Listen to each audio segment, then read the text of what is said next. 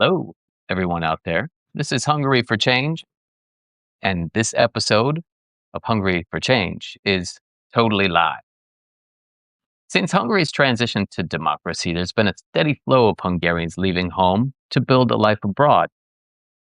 And some of them are looking for better work, opportunity, or simply a different way of living. In the last 15 years, that trend hasn't slowed much. There are hundreds of thousands of Hungarian citizens today who live outside of the country's borders.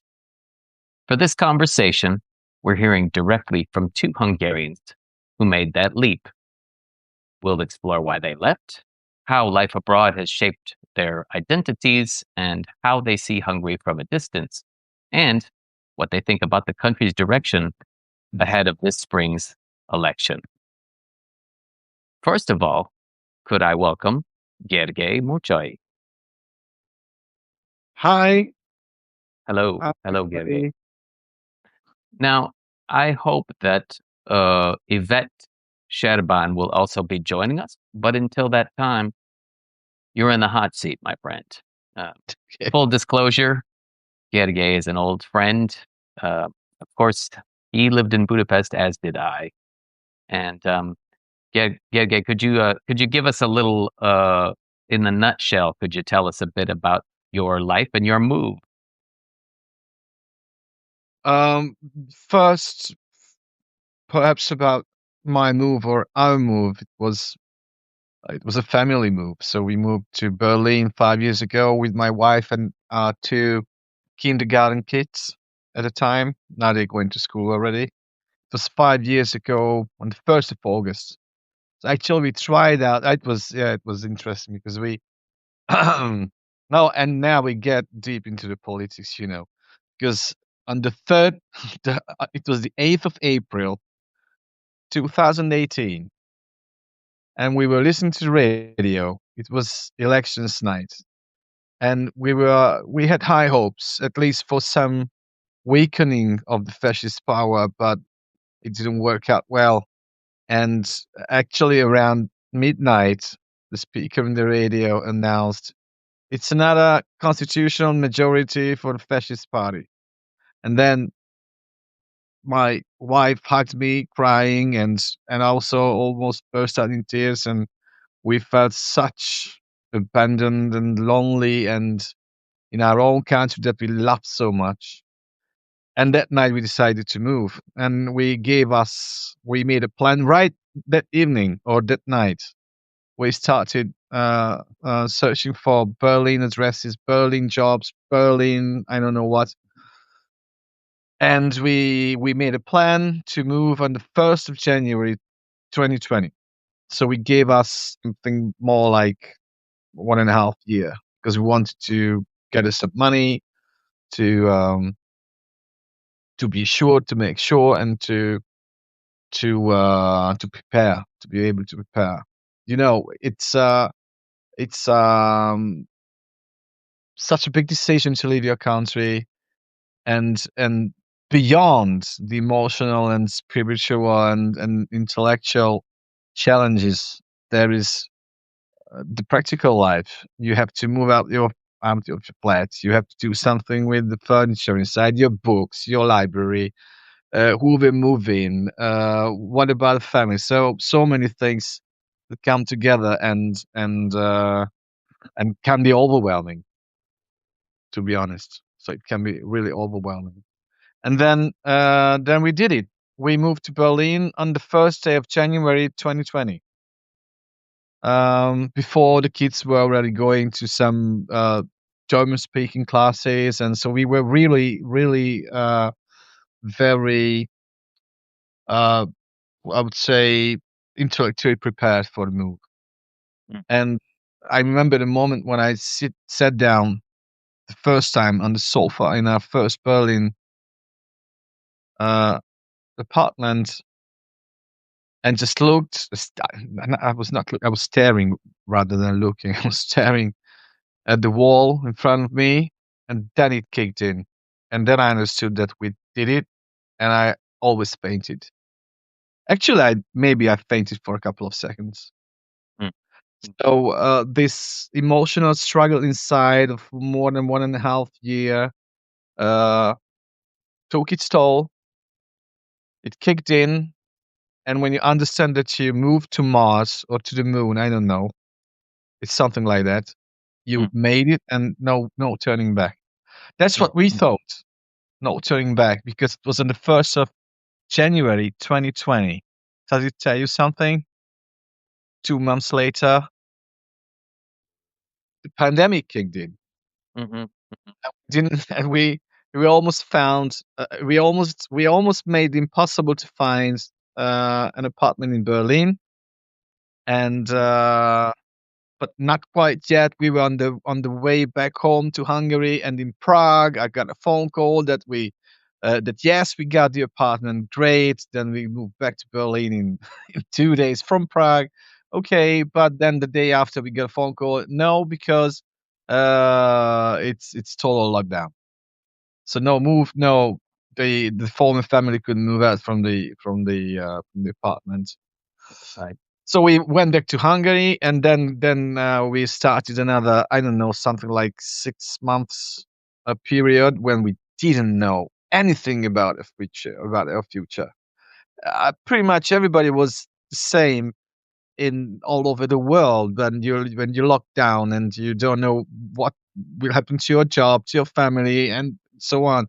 But double that or triple that for a family that had been already preparing for such a big move.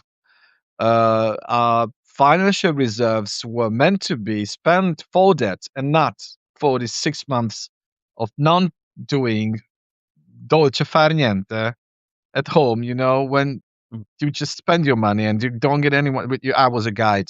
I was a tourist guide in Budapest. So tourism collapsed. Tourism collapsed. So right. we skipped 1 year. All our reserves gone. Mm, We had nothing more than, and this is something that I tend to tell everybody ever since, that somehow we found a flat through internet. Also thanks to the pandemic, because city was not that much overwhelmed by tourists and Arabia. So we managed to get a kind of Airbnb thing to get back on the 1st of August, but no job, no nothing, mm, just just like tourists or visitors. And we had this is what I always say: we had two kindergarten kids, two baggages or luggages, and 2 months reserve in money. No more than 2 months. mhm, And we had to make it in those 2 months. Find a flat, find a job. And so even now, when I think back, it gives me goosebumps, and it took its toll on my nervous system, on my soul. I'm not crying, not complaining, because what doesn't kill you makes you stronger. And in this case, this is true. mm, This is true. But it took its right. toll. So and getting back to the fact that I moved out from my beautiful country that I loved so much, I had to tell also that beyond all these practical and yeah, and technical problems that you have when you move to another country Mm, with no safety net, right, nothing, right, right. with two Oh, kids. okay. So Hold on, Gerger, hold on a little bit. I yeah, just want to, Yvette has joined us, and I just want her to join into the conversation. Ivet. And Yvette, you were not forced to move, is that correct, Yvette? Could you tell us a little bit about your story? Yes. Hello, Gergo, and hello, Drew. I'm sorry for being late. Hi, And hello.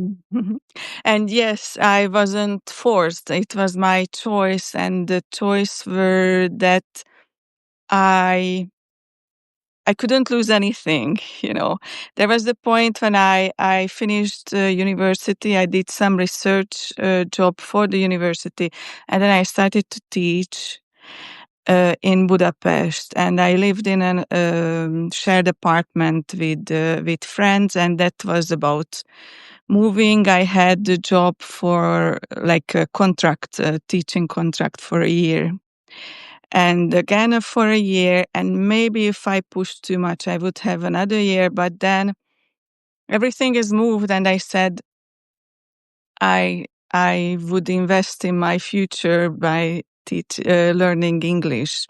So that's what I did. I became an au pair suddenly in England, and I did some English exam. And my plan was to move back to Hungary, like what you hear, that you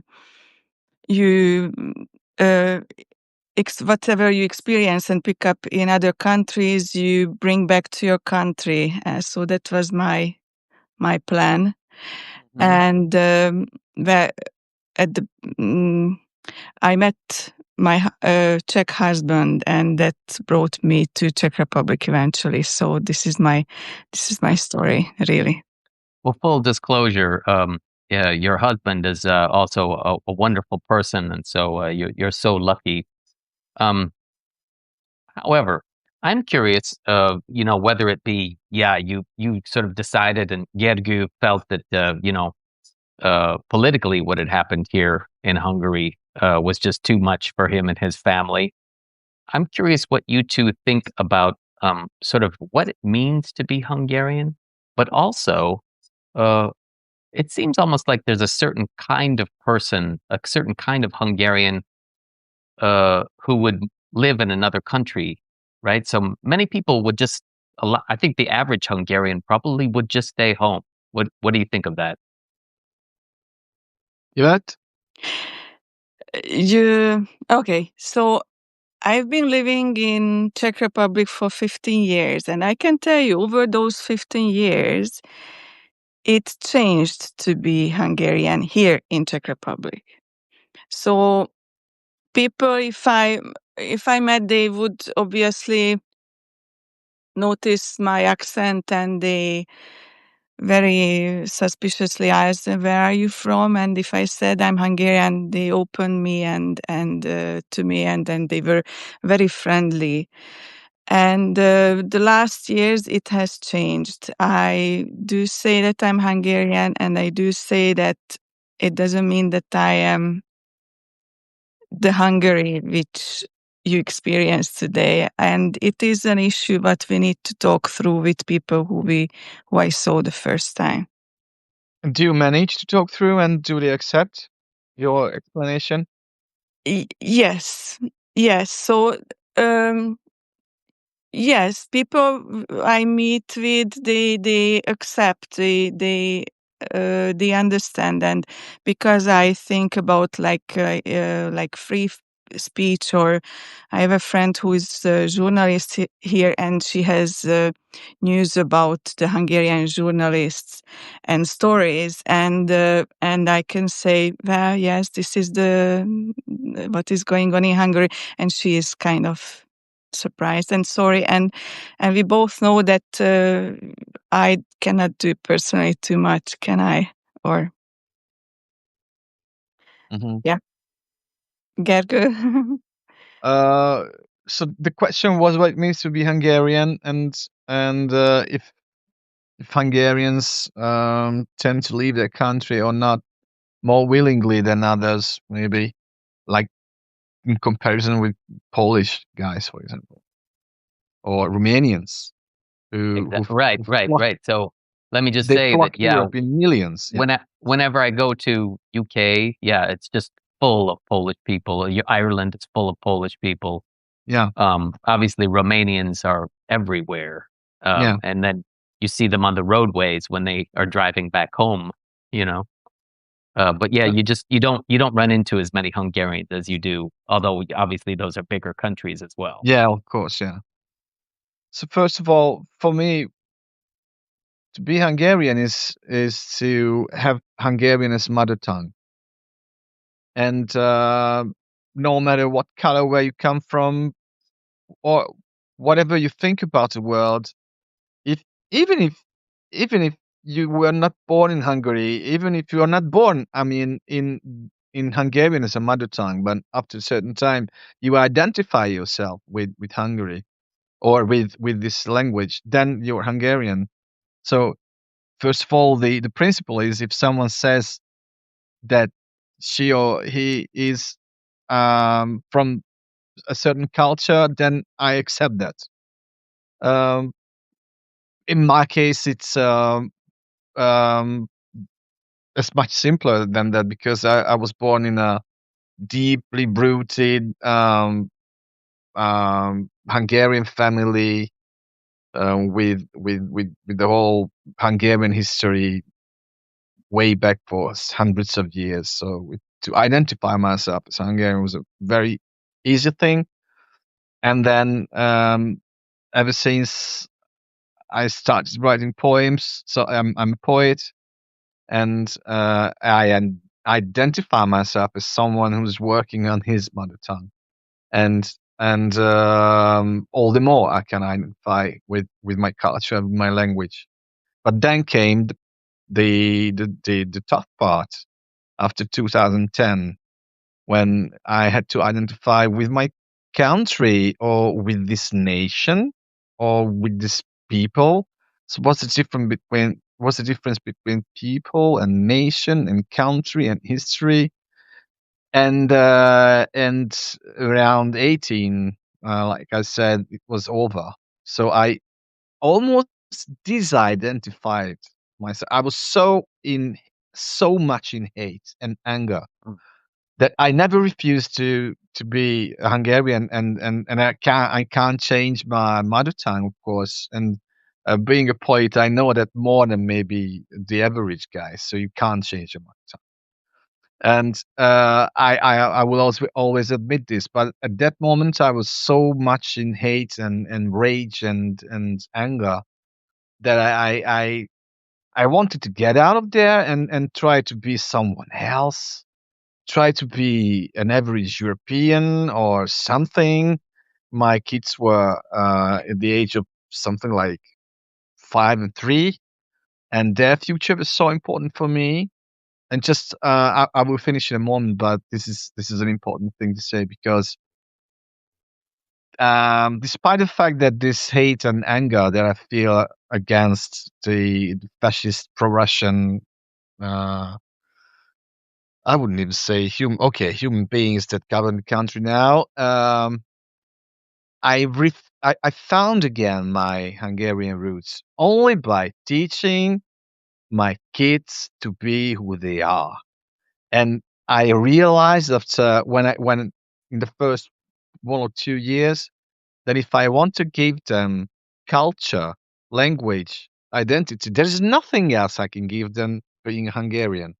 I will never be able to give anything else, not even in French or in English or in German. The only thing I can give is this. And this is the most peaceful way I can reconcile with myself and with the political situation. I We agreed on that with my wife and with the kids that we are Berliner Hungarians, and that's it. We are Hungarians from Berlin, and I'm very keen on um, giving over all the knowledge and love that I have for my culture, my heritage, and I give them the chance when they grow up in something like 10 years from now to make a choice. To make a choice if they want to reintegrate into a hopefully by the time already prospering or at least peaceful country in Hungary, then they have all the credit. They speak Hungarian like me or like Yvette, so nobody can tell the difference.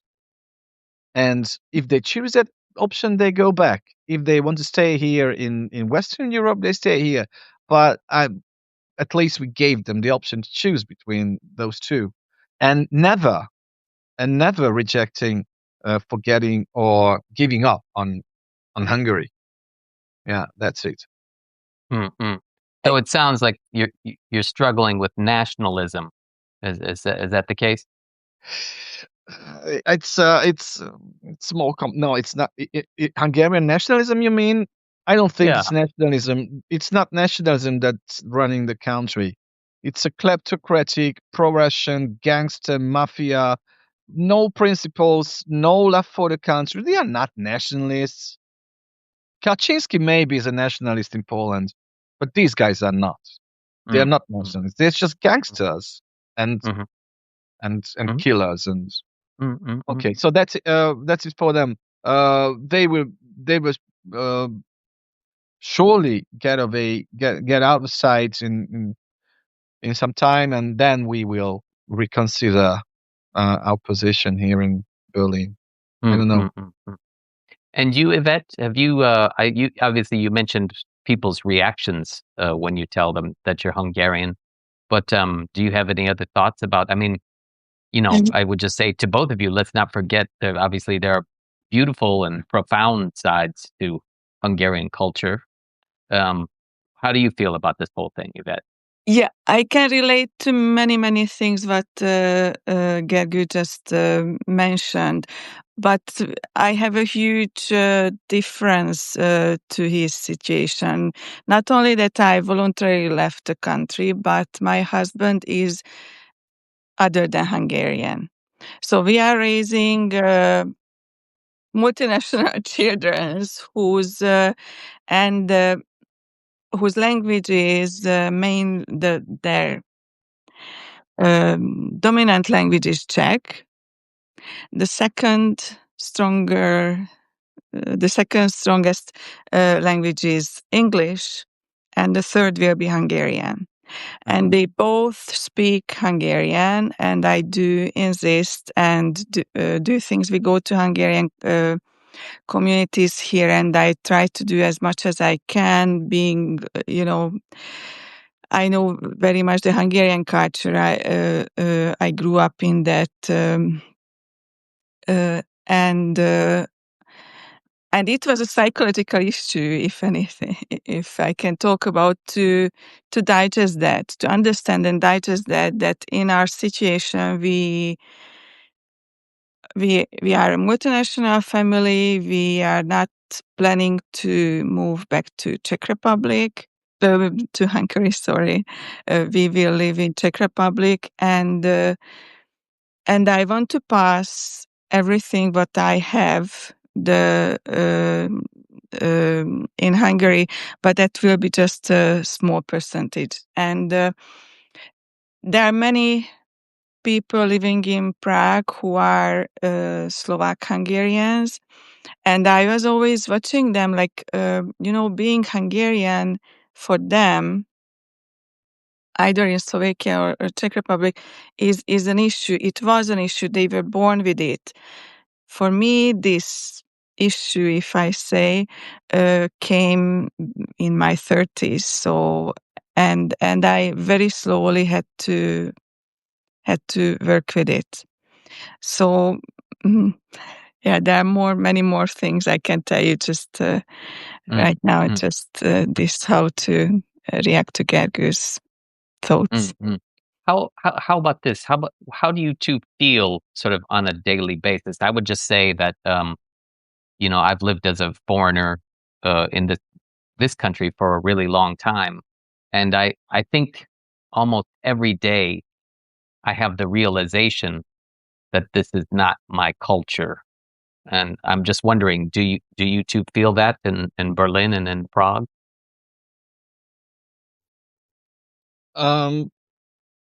Yvette, go ahead. Thank you. So yes, there are little things, because historically both countries are communist, post-communist countries, but the everydays are different, and you sense it even after 15 years. There are things you don't get used to it, but for me, it just yeah, it's not an issue. I can still have Hungarian habits at home in my house, so that's all I can do. What is there maybe something that's kind of funny or weird that you think is just an odd thing about your adopted culture? I can tell you many things, but Czechs are crazy for example, picking mushrooms. Yeah. They are really crazy about it. And one more thing, which is like they have a habit of of filming fairy tales, like filming it, like, and every year, even these days, they are filming at least 1, 2, 3 or more fairy tales, and the actor and actress who is the king or the whatever the main character is very proud to be this year the fairy tales character, and they talk about it even in the news. This is something very interesting, and Mm, yeah. cool. What about you, Gerger? You notice Uh, anything? And it's interesting to hear about this because I was privileged enough to have spent half a year in Prague. I lived there with my family already with the kids. I guess so. I suspect we went to the same Hungarian places, and we know a couple of people from the Hungarian community. So I love that. Prague is my beloved. Maybe Budapest, Paris, and Prague. These are the three cities that I love the most. And besides that, I visited Prague for I don't know 40 or 50 times in my life beyond those 6 months that we spent there. And there already we were thinking about maybe staying in Prague. And the reason why we finally, because it was really, it's so attracting, such a beautiful place, it's so inspiring for an artist like me. So Mhm. it's every little Yeah. corner, every pub, every pitcher of beer you can take, it's really magic. It's pure magic. I really mm, love Prague. mm, But it's a small nation, and we had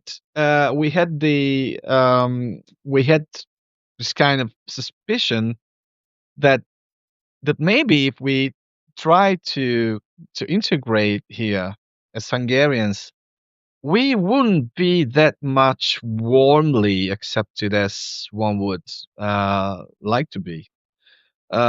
First of all, because this is a very much burdened history between Czechs and Hungarians. I felt like average Czechs are really not that much fond of Hungarians. And also because it's a small country that has its own problems with being small.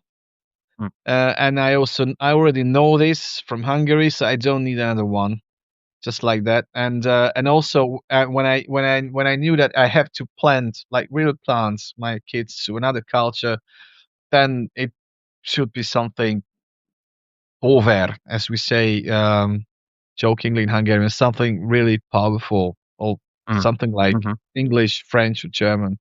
So mm, that's why we chose Berlin, because we had already friends here, and also because we knew that this city is so much accustomed to having foreigners that you just disappear.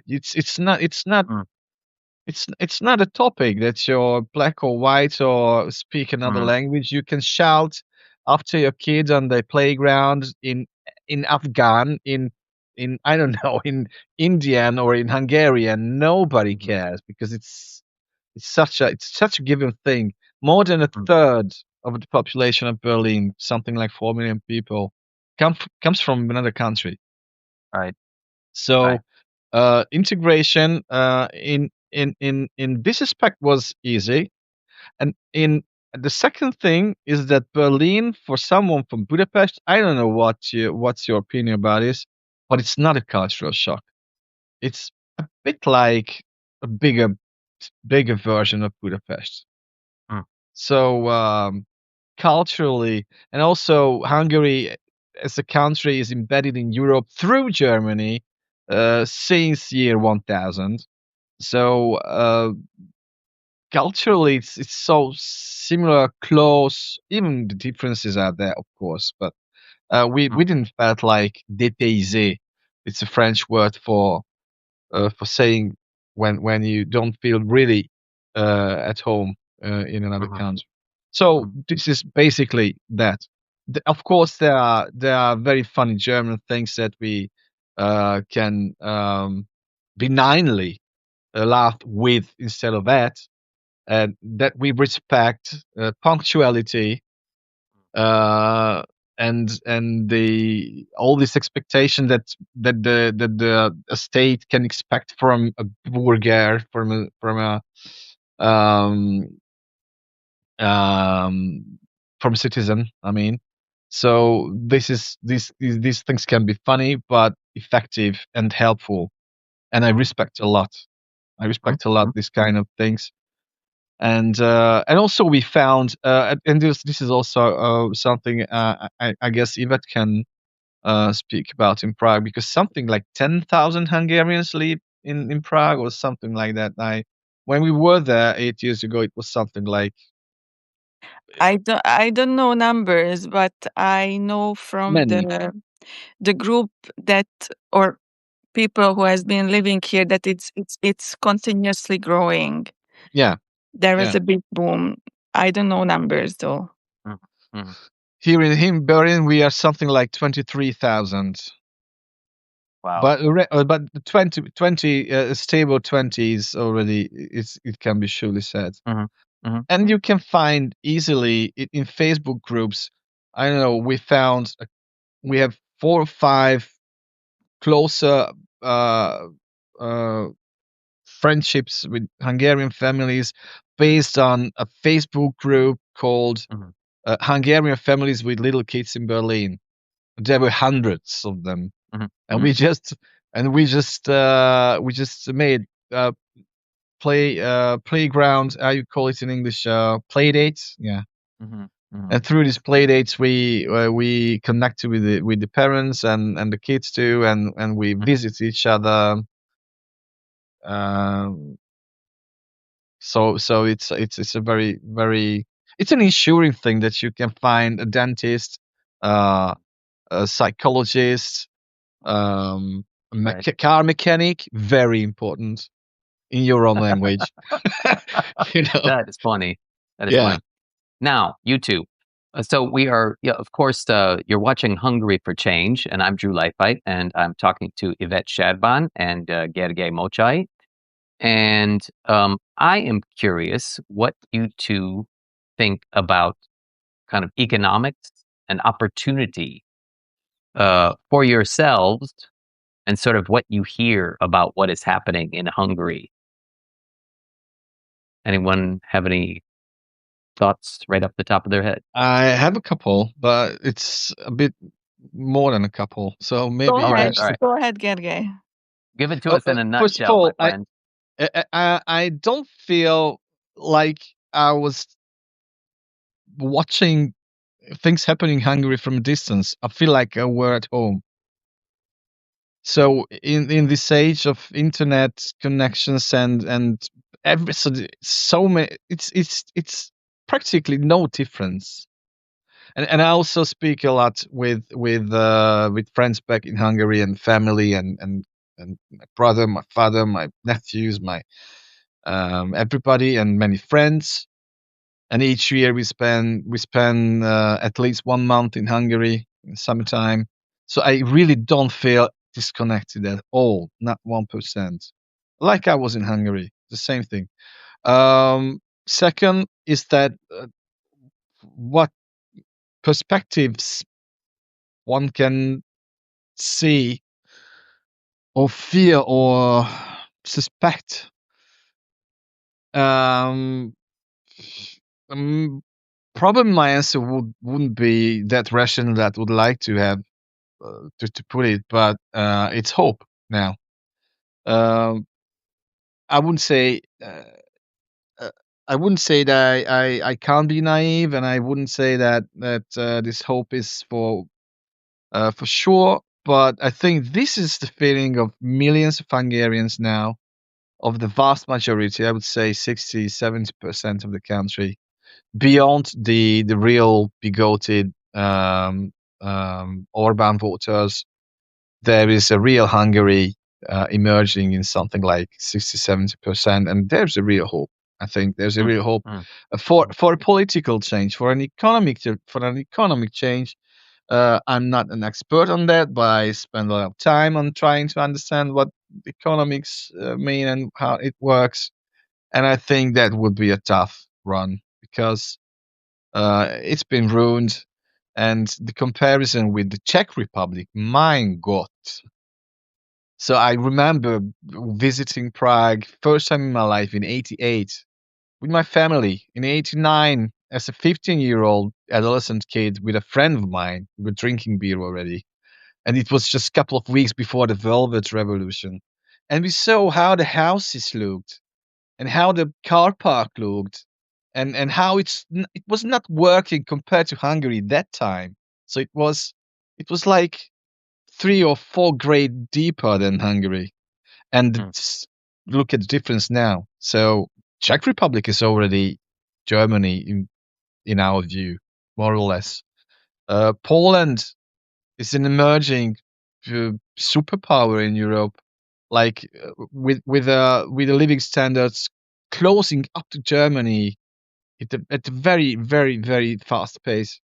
And Hungary is deep down. It's been ruined. We just skipped 16 years, and it's even worse than skipping 16 years because it was working in the negative side and with negative Poland way. Oligarchy, kleptocracy, nothing is sure. Don't invest in yourself because it's not a meritocracy. Leave the country, learn, be a student abroad, and all that. Like you started with this that hundreds of thousands of Hungarians left Hungary. We're speaking about 9.7 million population, and 700,000 people left in the last 15 years. My God, it's easily 8%, 7% of the country. So yeah, um, I think this would go beyond the time frames of this Substack podcast. I could speak about this hours and hours, but just more or less this. And if in the upcoming couple of minutes you will ask us if um we are planning to go back to Hungary or not, then are we able to give another answer? I don't know. I don't know, but Hold up a little bit. I always ask myself this. That's why I told you Mm. this. Sure, I sure, always sure. ask myself. Uh-huh. Yvette, how does this play out for you in terms of opportunity for yourself, and then also like what you see in terms of how the economy is in Hungary? Yeah. So I'm really kind of disconnected from the everyday life. I 22 years I'm not living in Hungary now. So, but when there was, I think 2018 voting, and I was talking with someone that why do people still vote for Fidesz? They said that where the lifestyle grew, and it was again something like this in before 22. They gave lots of the government gave lots of not paying taxes and all kinds of things to have Yeah. people. So they actually bought with that sense voters. But Gave people tax breaks and things like this, yes, Yeah. yes. right? Yeah, I can always say that okay, I see that maybe you feel some changes, but the changes what I experienced here in Czech Republic was huge, and you don't see the negative part, only that Mm. there was some change. I can there. I always say it as an example that in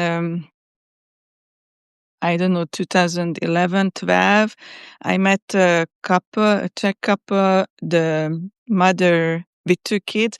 The mother is a postwoman in Prague. They are walking around their districts. And the father is working for how is it, the bean company, and he's a truck driver for the beans, and they can afford going to going on holiday to abroad. So that's in Hungary. I don't. It's just. It's just Yeah. not possible. So this is an example how the lifestyle, how the life can compare, and of course it has economics. I don't understand economics really, but for me the whole thing started, and I'm sorry to go back to that one, but in 2010 I would have been a Fidesz voter if I voted, but I didn't because I was pregnant early. And when I learned that it's 2/3, I was, oh, good, of course, 2/3, and how good it is. But then it's just something like at the back of my mind and that could be abused, this 2/3. And no, they will not do that. And very soon we learned that they abused right from the beginning, really, and slowly but surely changed. And in 2022, I really kind of cheered for this big coalition. At least they broke the 2/3, so it would be a little chance for some change in the politics. And so this Fidesz doesn't do whatever they want to do. So, and when it didn't happen, I was really like very, very sad, almost depressed for days, really. And and yeah, and economically, like I don't feel, and I'm a little bit after 22 years and a little bit not afraid, but I don't like to state strong statements or say strong statements because I'm not living there. I'm not living the everydays in Hungary. And it's been quite a bit of years, and I got from these notes from my distant relatives that, why do you say you don't live here?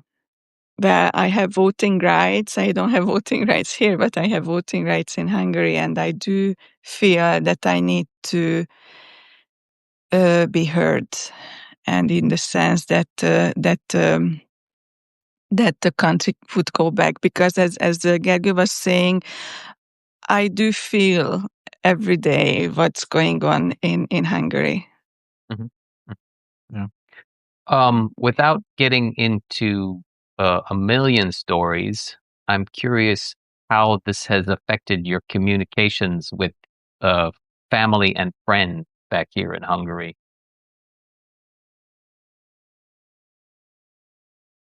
Tough topic. Tough topic, yes. Yeah. It, it broke family ties. Mm. In my wife's family, in my family, and these things can't be repaired. And it's been 16 years already, or even maybe less, but at least in both cases I could say like 10 and 7 years since we broke up with a part of the family, with my two living aunties and my in my wife's family with the I'm so overwhelmed. I can't even get. So this is what I can tell. I'm overwhelmed. So Mm. I try not to freak out or cry. Right. It's awful, and at the end of the day, I know, and I can identify who responsible for this is, and this guy deserves as much mercy as Putin, something like that. Mhm. And I wish the same, and I wish the same fate for him as for Putin. Mm. Yeah. That's it. What about for you, Ivett? It's hard topic, and with family we try, and with friends the same. If we are not on the same page, we just don't come up with this topic. Really, I see though change in terms of like the war came, and you felt the Russian propaganda before, but the beginning of the Ukrainian war it was very, very sharp, and I felt this Russian propaganda in like some reasonings, and and somehow it faded away. Somehow people just realized that what is wrong and what is it's really like um, what is it? It's like a. Ethical good and bad thing. Really, it's so simple to me, at least. So Black and anyway, white. sorry. Black and white. Yeah. So So um, and when I was saying, like on the Facebook, I'm talking to people, and I say that, well, it's purely Russian propaganda. Look at this page, the source of the page. Do you see what it is? And and they said that, well, I'm saying the Western propaganda. Yeah. And and then especially at the Bucha thing, it turned Oh, very sharp, actually. And they were saying that, why have you been there? I said, at the end, what is the fact? You decide, and really that point made me think that, okay, I choose to read that page or journal or whatever, and not that one. And those people have their choice for whatever reason, and they believe in that. So that I was very much saying what I was thinking, but at some point I stepped back and thought about it. That at the end, it's a personal choice what you want to believe in. If you want to believe in the journals from the West and journals from whatever. Anyway. Mm-hmm. lack of historical knowledge. Mm-hmm. Simple as that. Mm-hmm. And may I ask a question? Uh, Sure. Fire Yvette, away. because it affects me so much. Do you have patience to to debate with people like this? Do you consider them as equal parts in a debate as you are? Because I don't, and I can't, so I don't. Yeah, yeah. At the end, the reasons what they come up with, it's not relevant, and then you have to say what to say to this. It's not. It's out of topic, and it's something which is not relevant. So uh, I did, and if we are talking about Facebook, I used to argue under like in comments. Yeah, And now what I do, I don't argue anymore, yeah, because I know, I somehow it got me that if I write comments that would boost yeah. that post. And so anyway, so I try to keep an eye. So for example, I do follow Orban's homepage, and I do follow some homepages what I like, or like leaders, let's say, because I do want to see how they think. I do, Hmm. although I don't agree with them, but somehow I want to understand how they think, because there is a logic, even if the logic is based on a false statement. So that actually, I think we all could agree that Orban is a very talented politician. Like Stalin and Hitler were also. Oh yes, absolutely. And this is it. Because he's very talented and he has abilities to persuade people, to reason, to get logical conclusions. And people believe him. So I tend to say that go ahead. I know. Can a person be an honest person if he or she believes and keeps up with Orban? So this is the main and again overwhelming ethical question for myself. What to do with all those Hungarians? There are a couple of millions of them, like 2, 3 million out of 10, who are like this, who support Putin, who hate Ukrainians, who wants to see Russia win. So what happened to your souls, folks? Mm. How could it ever been normalized as a thought in a country so many times uh, distracted by Russians? So the reason why I ask, because I can't consider them as equal debate partners Mhm. or Mhm. equal moral partners, and I turn my head away. I don't communicate with them. I don't think that this is a pattern that in the future most Hungarians should follow. I don't think so. This is my mindset. I think that for a reconciliation inside the nation, there must be folks who are not like me and who can forgive and who have the patience. But I can't forgive, and I don't have the patience. I'm Mhm. sorry. Okay. I want to get to the kind of the last phase of our conversation, but I just wanted to comment one thing. Uh, I think we have a parallel in the country of my birth, because a lot of people, no matter what uh, the leader there in the U.S. is doing, it's almost he could do anything, right? He said, I could shoot somebody on Fifth Avenue and Mm. everybody will still support me. And I think And that it's so. it is.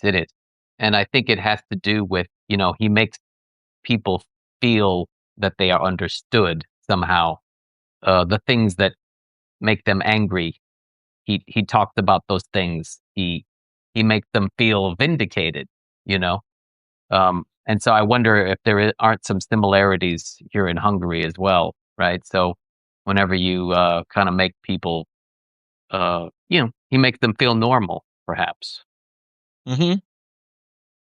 Now, where I would like to take this conversation is to a new phase and a prospect for what I have been feeling. So the reason I started this whole project is because I have met so many people and I can't believe the things that I hear them saying, and not necessarily bad things.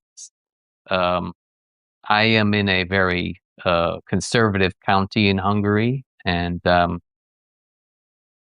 lot of people uh, seem to be very frustrated and very angry with the economy, with seeing that a chosen group of people has all the riches for themselves and all the advantages, whether it be, flying planes, private jets to places and things like this. And not to mention in the family, a huge castle being built for someone. Now, we don't need to talk about that, but I'm curious, in the wake of some of these allegations about pedophilia that Oh, right? That the former president uh, pardoned someone that I believe knew about no, pedophilia in he it. in in an orphanage, right? he helped the real pedophile to evade the consequences and try to intimidate kids. Not Right, tried, he intimidated kids. right, right. So, someone has emerged, uh, Péter Magyar, yeah, in the English way of saying his name, the English Yeah. order. There's this person who we see has, I would say, objectively speaking, has done an amazing job of getting out and talking to people and listening to people. Yeah. This is what I've observed, and I'm curious what you two think about what's been happening. So I guess it's been what, over a year now, a year and a half, maybe. Year and a half. What Almost what what two. what what Year and a what do half, you yeah. two see? Yeah. What are you two experiencing? What's your take on what's going on here? Yvette? I'm, you cannot miss what he's been doing. It's so revolutionary. It broke him very suddenly and changed everything really in a very very short time period. And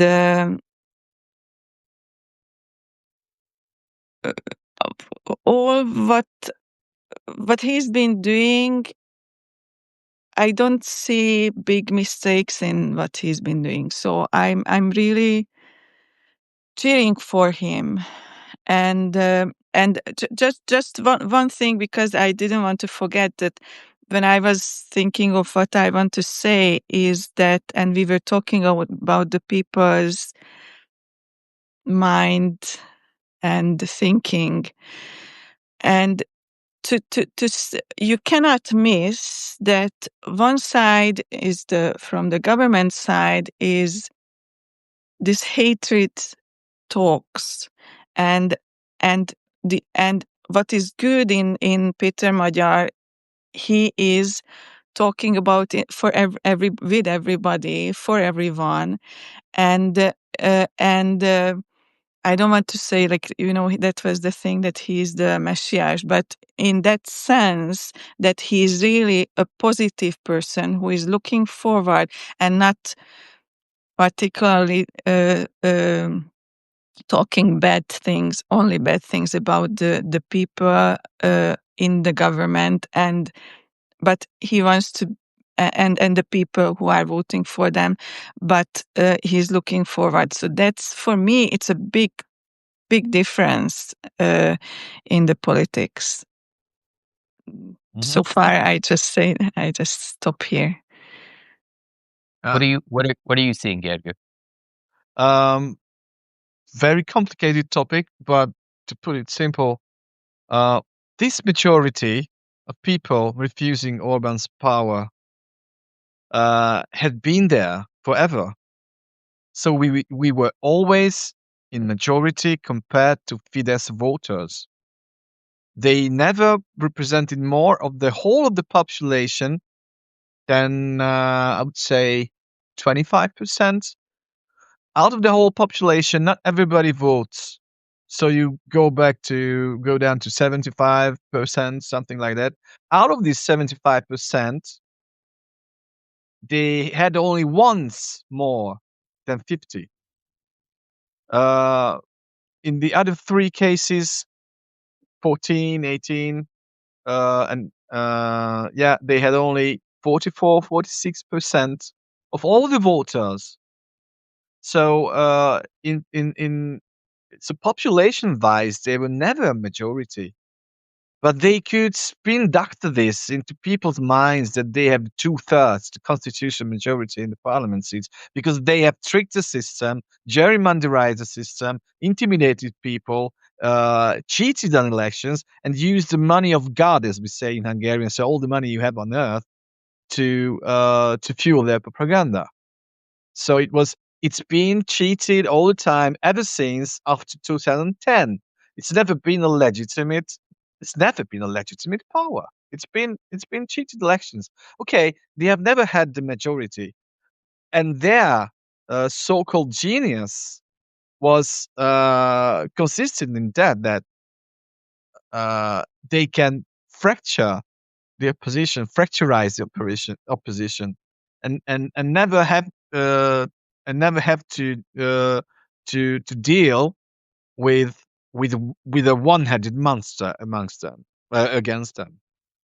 And this is time when we tried out so many things in 14 and 18 and 22, and time passes by and our lives pass by and so on, and we get angry and frustrated, but we have always been a majority.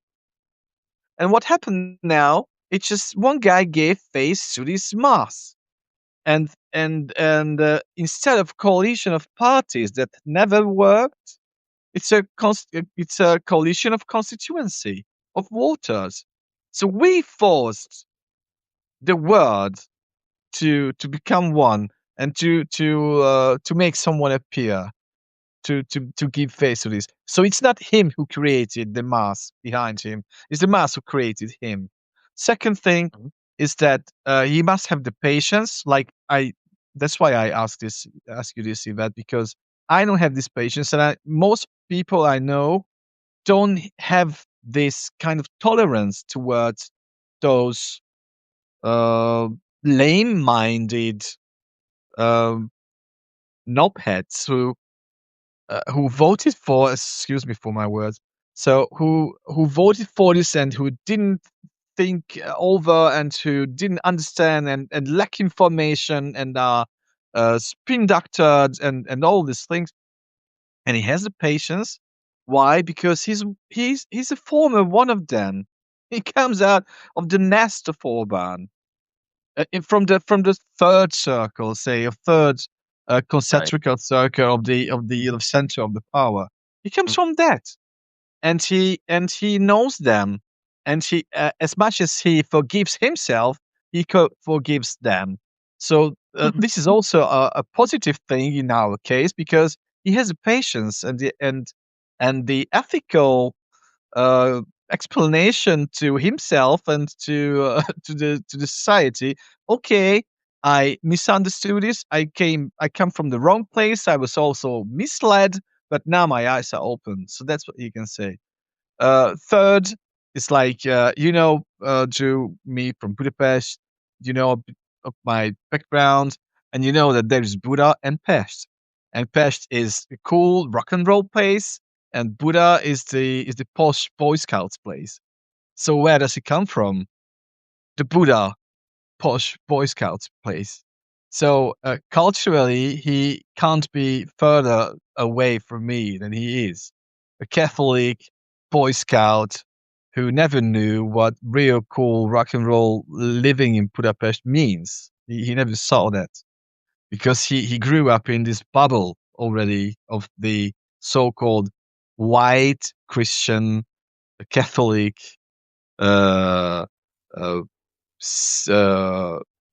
yeah, not far right, but right Catholic white male. So that's where he comes from, and this is where Yvette has a point, because it's true, and I have to admit that this guy can evolve.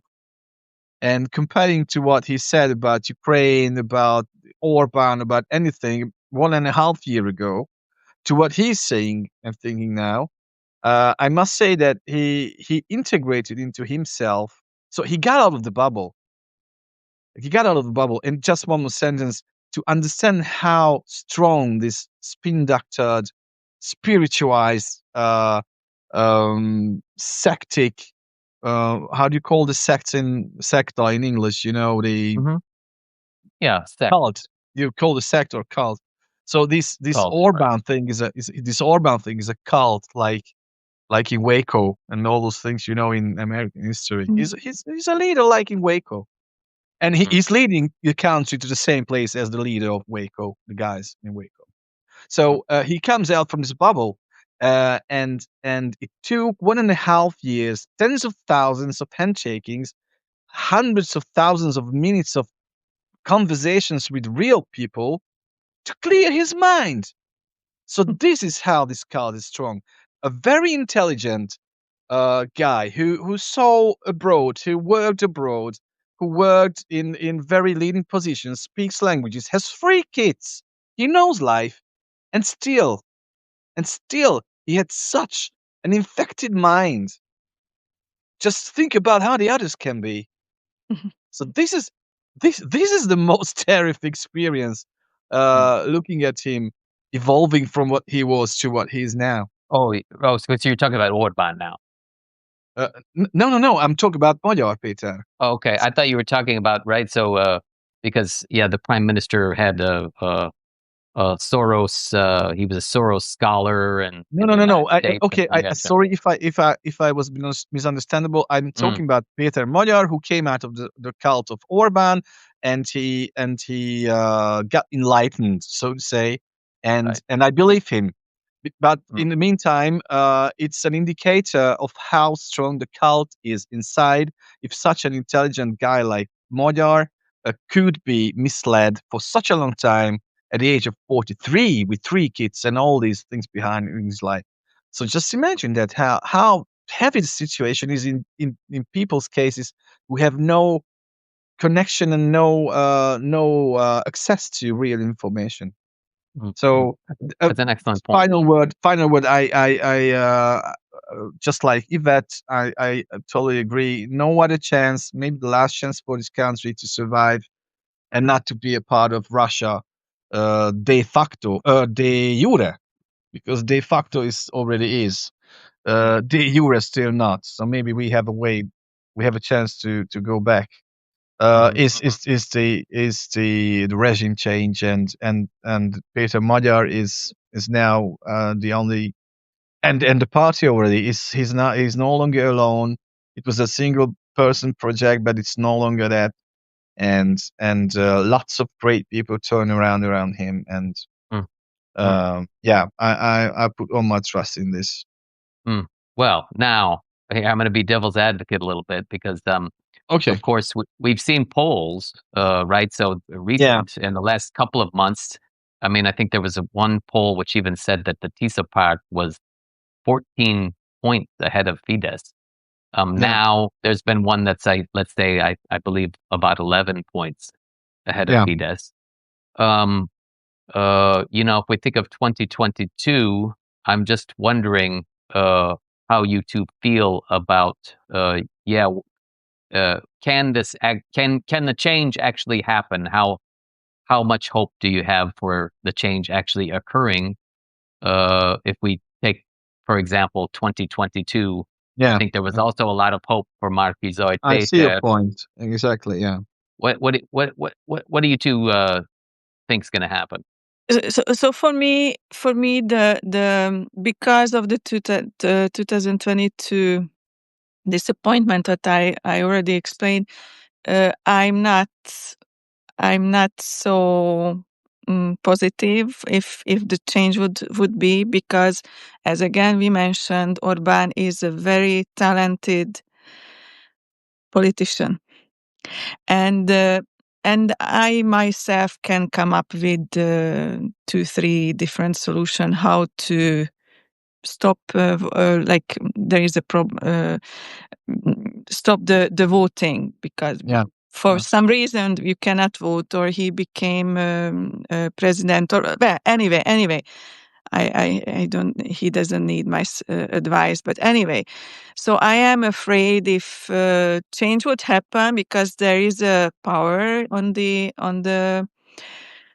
the contrary, and I am afraid what's going to happen if whatever, it's still far ahead, whatever can happen. And what I do, just to say that I do support the TISA party every month with a certain amount, and I, for some year, I am subscribed for the Magyar Hang, which is a free journal. Yeah. So this Yeah. is how I support the that side from far abroad, because I cannot be there. I cannot do everyday stuff. This is how I want to support this movement, and of course, talking with you, Drew, about these issues. I Yeah. appreciate you speaking to me about it. Obviously, it's uh, Hung- having any kind of interest in Hungarian politics, I think, becomes an obsession, even for a foreigner like me, right? So Mhm. it's a deep part of the culture. What about you, Gergu? What do you think's going to happen? I agree. I also have in my head or on my mind couple of scenarios. Out of three are catastrophic. One is only positive. And all these positive things that I just told was about to fix the point or my standpoint and the standpoint of millions of Hungarians. That means the majority, at least 60%, if not more, or 65, 70 against Orban. This we have to have this mindset and this self-respect and confidence. We must have this in one of in all the most probable scenarios that Orban is preparing against us. So future is not pre-written. He cannot do whatever he wants. Let's stop him from doing what he wants. Uh, we get to 12th April, elections done. Three possible outcomes. Either Fidesz wins with a very, very thin majority, or it's 50-50, or TISA wins with a thin majority, or TISA wins. So four scenarios. TISA wins with the constitutional majority, so 2/3.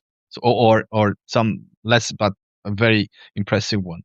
So in the if it's not the fourth case, in the fourth case, this is much simpler because the enemy of the nation, so Orban cannot do anything he wants with a uh, very strong, say 60-65% majority. He cannot do anything more than to fly to Moscow or I don't know to Venezuela, wherever he wants, or to Trump, most probably to Trump. Like his daughter and son-in-law and the whole family already moved to the States out of It was fear. a pretty interesting development, wasn't it? Yeah.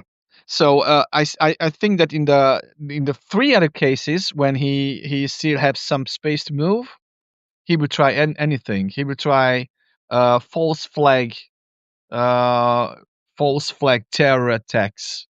False flag saying these are Ukrainians who are killing us, and he introduces martial law. He can also um, quite openly invite um, Russian FSB guys or Russian so-called counter-terrorist forces, so Siloviki from Russia. So quite openly, he can also overturn the elections the American way, January the 6th, but this time with success, unlike Trump. So there are many options that he can use, but with which I start my sentences with in this section, that we have to have this confidence, this self-respect, and this courage to go on the streets, or to grab them, or to threaten them, to show ourselves in hundreds of thousands, if not over 500,000 or millions, or a nationwide strike. So we also do have some tools, political tools. It won't be changed. This regime cannot be changed on full legal levels. So this is how serious it became. The most important blackmail that he gave to this nation was that if you want to get rid of me, you have to get rid of your constitutional foundations. You have to do something outlandish. You have to make a civil war. You have to make revolution. You have to get out of the box, and it's gonna be dangerous. So please tolerate me, rather. So this is how he intimidated the whole nation, and this is the moment when we cannot do that anymore, any much longer, and we have to say that no, no, no. So he can try, but he won't. And you know what? Maybe freedom that is won on the street is more sweet to people ever after, and they won't let the freedom out of their hands that easy, like in 2010. Mm, mm. Maybe. If I could just clarify, because you used the word threaten, but I think what you were trying to say is to give a show of strength, on in numbers, strength and Uh, show the strength of numbers, because you don't yeah, want to threaten anybody, because then obviously you're falling. threaten him with consequences. Mm, That means that if you're in large numbers on the street, like say 400,000 people for days, mhm, it's a kind of threat to anyone who tries to show up with tanks and armed forces and false flag terrorist attacks and so on. Then they can run for their lives. So that's how I mean. mhm, mhm. I'm not. So it's that serious. Right. Right. Yeah. Okay.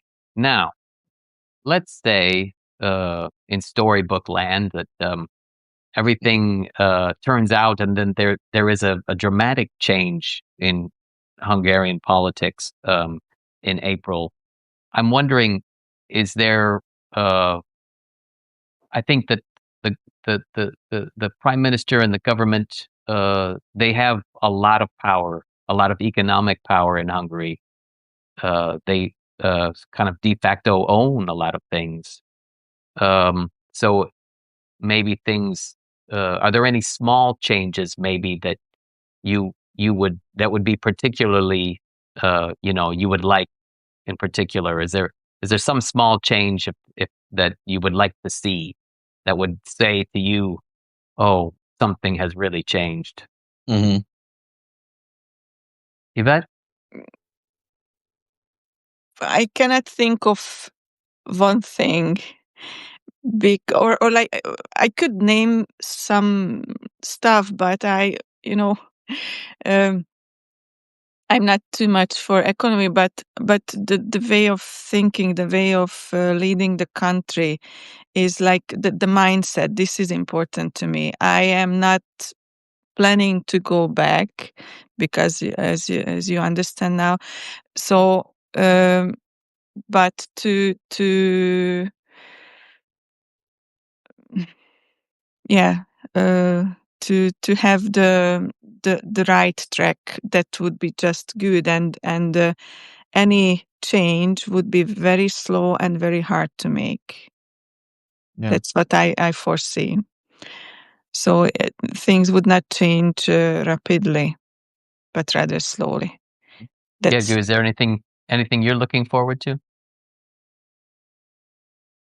So many things.